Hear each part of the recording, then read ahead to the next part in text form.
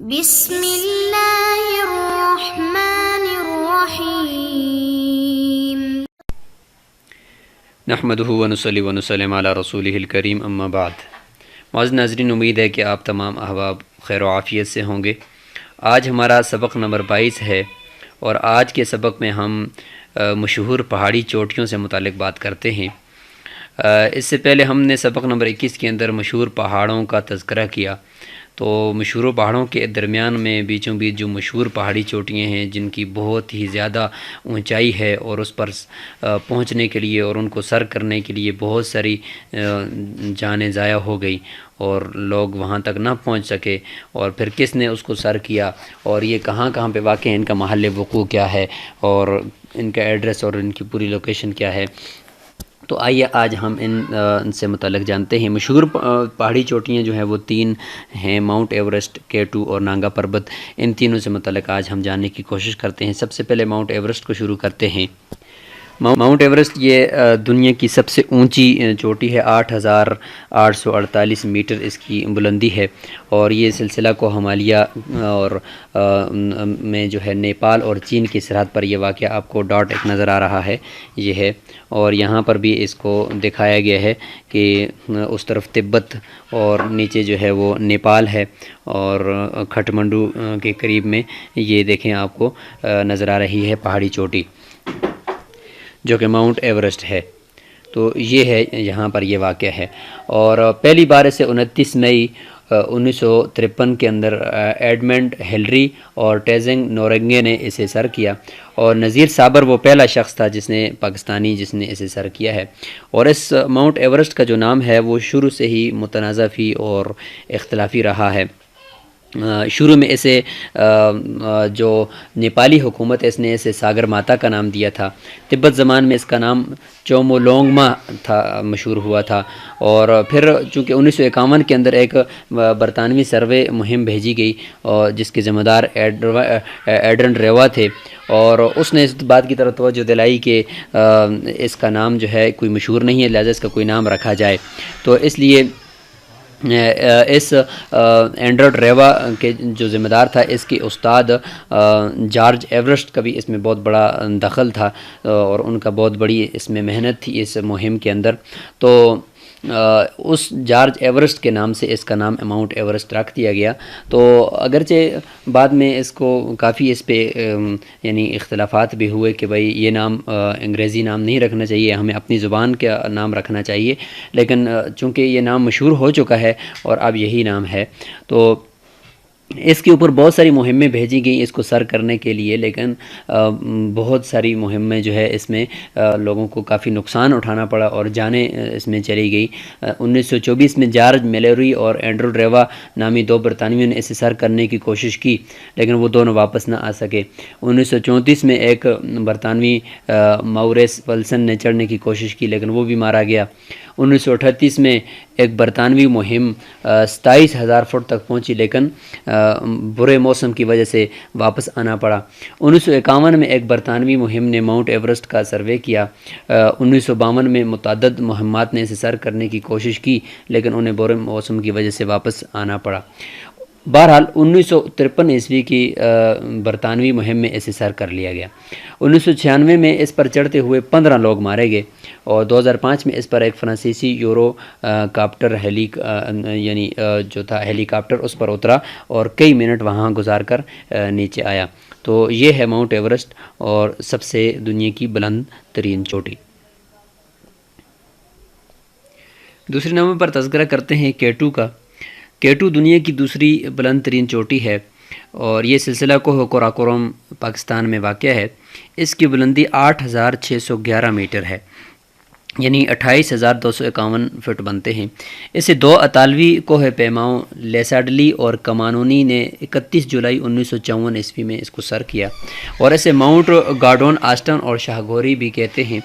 1856 میں اس پہاڑ کا پہلی بار گارڈون آسٹن نے سروے کیا تھامس آؤسٹن ماؤنٹ گمری بھی اس کے ساتھ تھا. اس نے اس کا نام کیٹو رکھا کیونکہ سلسلہ کوہ قراقرم میں یہ چوٹی دوسرے نمبر پر تھی. کیٹو پر چڑھنے کی پہلی مہم 1902 میں ہوئی جو ناکامی پر ختم ہوئی. اس کے بعد 1909، 1934، 1938، 1939 اور 1953 والی کوششیں بھی ناکام ہوئی. بہرحال 31 جولائی 1954 کی اطالوی مہم بالآخر کامیاب ہوئی اور لیسارڈلی اور کامونونی کے کیٹو پر چڑھنے میں کامیاب ہوئے. 23 سال بعد اگست 1977 میں ایک جاپانی کوہ پیما ایچیرو یوشیوا اس پر چڑھنے میں کامیاب ہوا. اس کے ساتھ اشرف امان پہلا پاکستانی تھا جو اس پر چڑھا. 1978 میں ایک امریکی ٹیم اس پر چڑھنے میں کامیاب ہوئی. کیٹو کو ماؤنٹ ایورسٹ کے مقابلے میں زیادہ مشکل اور خطرناک سمجھا جاتا ہے. کیٹو پر 246 افراد چڑھ چکے ہیں جبکہ ماؤنٹ ایورسٹ پر ابھی تک 2238 افراد سر اس کو کر چکے ہیں. تو یہ ہے کیٹو جو پاکستان کے اندر سلسلہ کوہ قراقرم میں واقع ہے. تیسرے نمبر پر تذکرہ کر لیتے ہیں نانگا پروت کا. تو نانگا پروت یہ بھی دنیا کی 9ویں اور پاکستان کی دوسری سب سے اونچی چوٹی ہے. اس کی اونچائی 8125 میٹر یعنی 26,658 فٹ ہے. اسے دنیا کا قاتل پہاڑ بھی کہا جاتا ہے. اس پہ چڑھنے میں سب سے زیادہ لوگ جو ہے اس میں مارے گئے ہیں اور اسے ایک جرمن آسٹرین ہرمن بہل نے سب سے پہلے 3 جولائی 1953 میں سر کیا. فیری میڈو یعنی پریوں کا میدان نانگا پروت کو دیکھنے کی سب سے خوبصورت جگہ ہے. اس جگہ کو یہ نام 1932 کی جرمن امریکی مہم کے سربراہ ویلی مرکل نے دیا. سیاحوں کی اکثریت فیری میڈو آتی ہے. یہ 3300 میٹر یعنی 10,827 فٹ بلند ہے. یہ نانگا پروت سب سے شمال کی جانب دریائے سندھ اور شاہراہ ریشم سے چند کلومیٹر کے فاصلے پر ہے. تاتو، فنتوری اور تاڑ جھیل راستے میں آتے ہیں.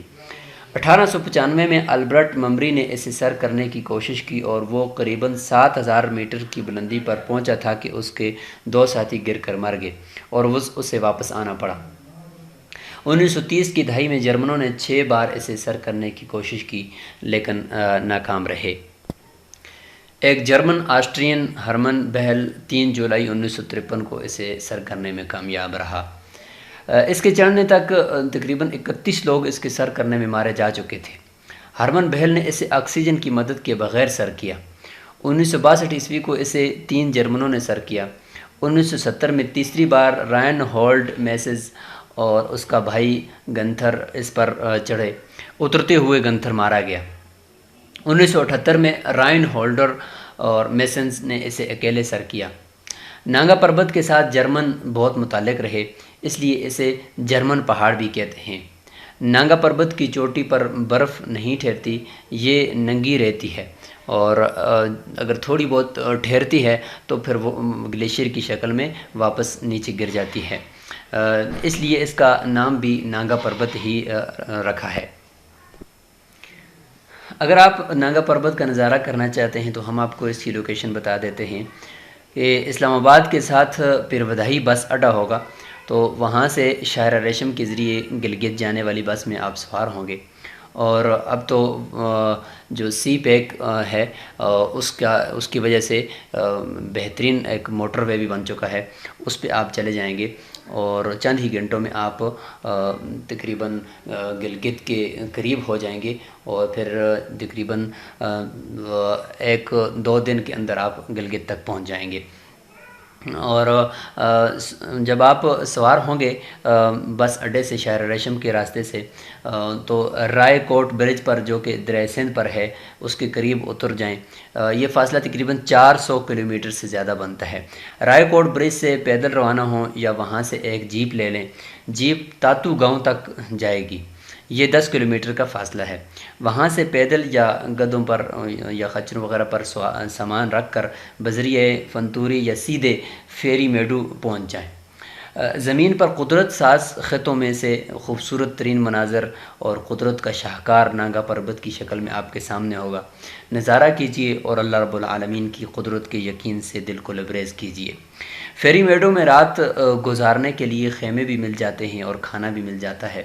فضائی راستے سے آنا چاہیں تو اسلام آباد سے بذریعہ ہوائی جہاز گلگت آئیں اور وہاں سے جیپ یا ویگن لے کر رائے کوٹ برج تک یا تاتو تک آئیں اور پھر وہاں سے آگے پیدل اللہ کا نام لے کر روانہ ہوں. تو یہاں پہ آپ کو جو نقشہ نظر آ رہا ہے اس میں K2 اور ناگا پربت بھی آپ کو یہاں پہ دکھائے گئے ہیں.